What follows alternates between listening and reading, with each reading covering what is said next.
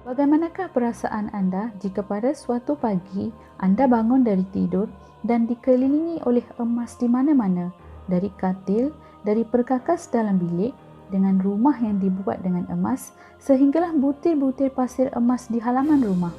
Semestinya, ini kelihatan seperti mimpi, tetapi inilah yang diceritakan oleh seorang penjelajah Sepanyol ketika dia nazak.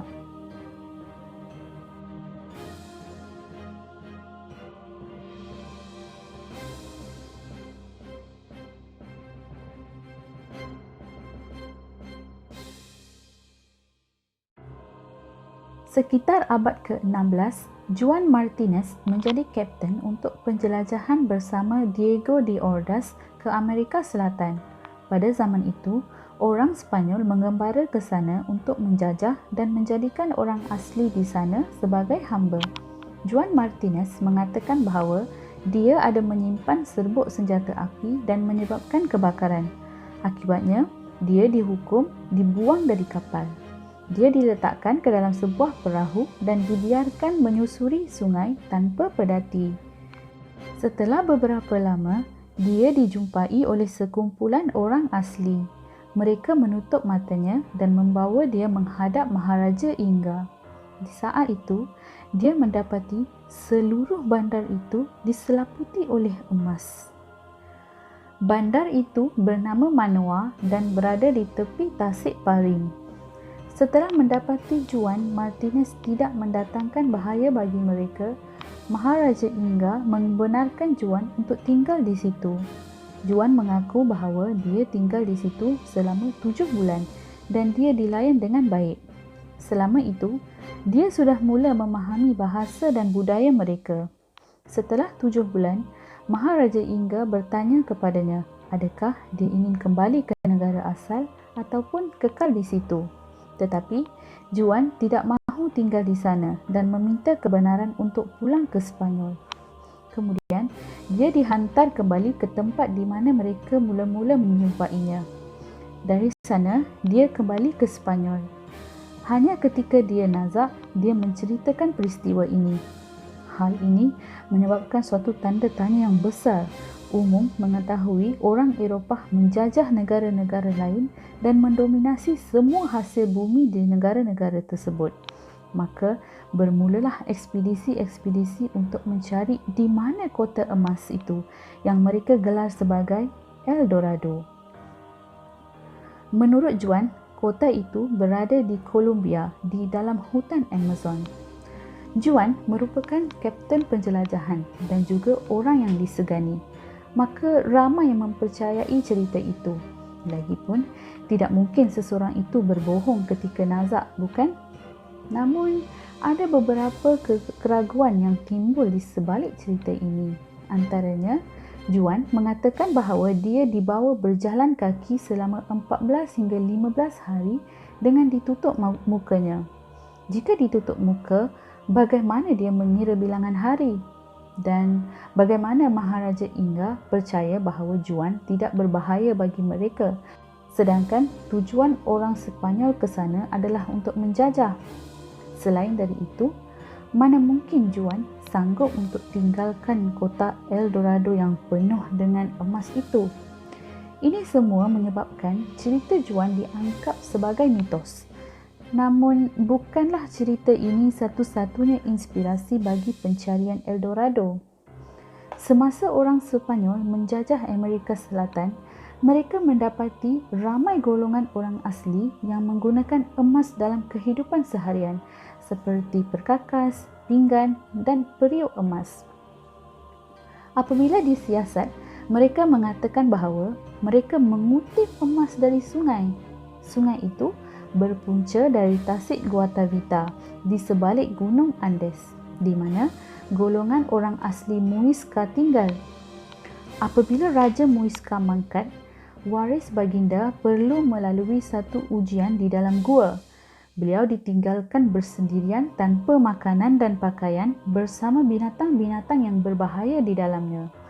Jika beliau berjaya melepasi 3 hari dari dalam gua itu, dia akan diselaputi dengan butir-butir emas di seluruh tubuhnya, sehingga kan tidak nampak lagi susuk tubuhnya.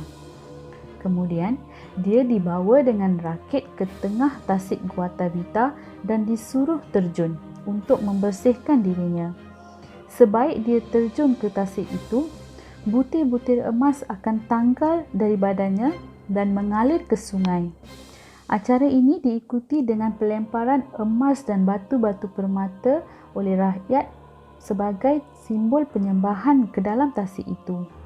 Kemudian, waris itu akan diangkat sebagai Raja Muisca dan disembah sebagai Tuhan. Hujah ini dikuatkan dengan penemuan bahawa emas diguna sebagai bahan pujaan pada zaman dahulu di Colombia. Maka, berduyun-duyunlah orang Eropah membuat ekspedisi untuk mencari El Dorado yang kini mereka anggap sebagai Raja Muisca. Untuk memburukkan lagi keadaan, Bandar Manoa dan Tasik Parim pula telah dipetakan. Kesemua ekspedisi ini tidak berjaya, malah mengorbankan beratus-ratus nyawa. Dalam usaha mencari emas itu, tasik Guatavita pernah cuba dikelilingkan 3 kali. Pada akhirnya, hanya sedikit emas yang diperoleh. Pada tahun 1580, semasa usaha mengeringkan tasik itu berjalan, tanah runtuh berlaku dan membunuh banyak buruh di situ. Pada tahun 1965, kerajaan Colombia mengisytiharkan tasik Guatavita sebagai kawasan yang dilindungi dan sebarang operasi di situ diharamkan. Salah satu ekspedisi sebenarnya berjaya, tetapi dalam aspek lain. Francisco de Orellana menjelajah sepanjang sungai Amazon untuk mencari El Dorado, tetapi dia berjaya mengukur panjang sungai itu. Legenda El Dorado tidak lengkap tanpa Sir Walter Raleigh. Setelah mendapat maklumat daripada orang Sepanyol, Sir Walter merupakan orang yang bertanggungjawab menghabarkan kewujudan El Dorado ke seluruh Eropah. Beliau juga pernah cuba menjelajah El Dorado sebanyak 2 kali dan beliau juga gagal. Setelah gagal kali pertama, Sir Walter masih percaya bahawa El Dorado bersembunyi di sebalik hutan Amazon dan kembali untuk kali kedua. Pada kali ini, anaknya turut serta tetapi terbunuh dalam serangan dengan orang Sepanyol. Sir Walter yang kecewa itu akhirnya pulang ke England tetapi dijatuhi hukuman mati pula kerana melanggar arahan supaya mengelak konflik dengan orang Sepanyol. Seorang lagi penjelajah, Alexander van Humboldt, membuat keputusan bahawa El Dorado tidak wujud setelah membuat pengambaraan di sana. Hasilnya, lakaran Tasik Parim disingkirkan dari peta. Sehingga kini, masih ramai yang mempercayai kewujudan El Dorado, sama ada ianya adalah kota Manoa ataupun Raja Muisca. Tetapi tiada siapa yang mempunyai bukti kewujudannya. Kebanyakan ekspedisi pula gagal kerana mereka diserang oleh puak orang asli atau kerana kelaparan atau diserang wabak. Tambahan pula, penemuan modul rakit emas di dalam sebuah gua di Colombia pada tahun 1969 menguatkan lagi kepercayaan terhadap El Dorado. Hutan Amazon yang tebal menyimpan banyak rahsia. Para penyelidik menemui kewujudan kota moden di sana suatu ketika dahulu. Mana tahu, mungkin El Dorado pun bersembunyi di sebalik hutan yang terbesar di dunia itu. Jika ada peluang, adakah anda akan menyertai ekspedisi mencari El Dorado? Satu pesanan hikmat sosial sebelum berakhir.